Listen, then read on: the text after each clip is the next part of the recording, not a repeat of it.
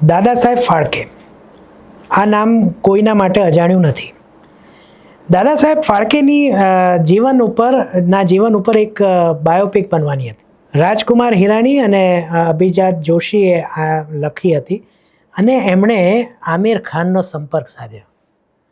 હવે આમિરભાઈ એમની સ્ટાઇલ પ્રમાણે એમ કીધું કે સ્ક્રિપ્ટ મૂકતા જાઓ, હું વિચાર કરીને તમને કહું. એટલે આમિરભાઈએ 3 મહિનાનો સમય લીધો. પછી બોલાવ્યા, આવી જાઓ રાજકુમારભાઈ અને અભિલાષભાઈ. અને ત્યાર પછી જે આમિરે કીધું ને એનાથી બંને ગભરાઈ ગયા, ડઘાઈ ગયા. આમિર ખાન એમ કહ્યું કે આમાં તો રાજકુમાર હિરાણીનો ટચ જ નથી.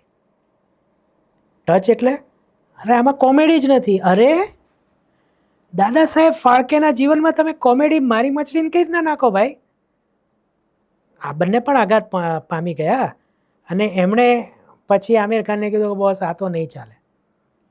એકચ્યુઅલી ગયા મહિને જ આ ફિલ્મ લોન્ચ થવાની હતી, પણ હવે સમાચાર એવા મળ્યા છે કે આમિર પણ એને રસ્તે જતો રહ્યો છે ને આ બંને પણ હવે એક નવી સ્ક્રિપ્ટ લખવાનું ચાલુ કરી દીધા છે. પણ એવું પણ નથી કે આ દાદા સાહેબ ફાળકે ઉપર કોઈ બાયોપિક નહીં બને.